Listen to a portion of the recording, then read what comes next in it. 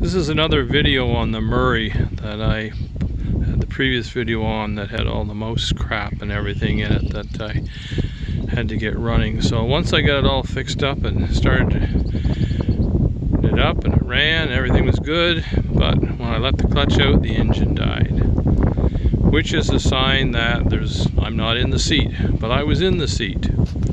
So I went and I looked at the seat switch, and there's this connector that was on there, but in fact it wasn't connected. The guy that gave me the mower had disconnected it. Obviously didn't drive it after. So some of these connectors, I know Sears and maybe Murray, they have a feature that if you take it off, the circuit inside will close.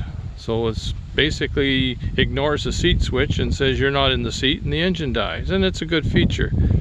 So I just started this video by saying that I do not recommend ever disabling or otherwise the safety switches, except when you're doing diagnostic work and you're very careful to make sure that nothing can happen. So what happened with this one was I was in the seat and I couldn't let the clutch out. So what I did was I tested the seat switch, which I could do by putting some long leads on it and bringing them around and checking them with a voltmeter while I sat in the seat. And the seat switch was working fine. If I got off the seat, the switch closed, and if I got on the seat, the switch opened. So I went back to the connector, and what I found was, as you can see, I put two tabs in there to make it look like it's on the seat switch, and therefore it should be open and allow the seat switch to determine whether the circuit closes or not and grounds out the engine.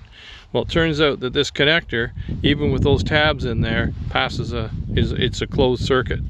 So you can see what I've done. I just eliminated the connector, put two leads on, and put them on directly to the seat switch, and now everything works as it does. If I get off the seat, it stops, but I can let the clutch out and cut grass.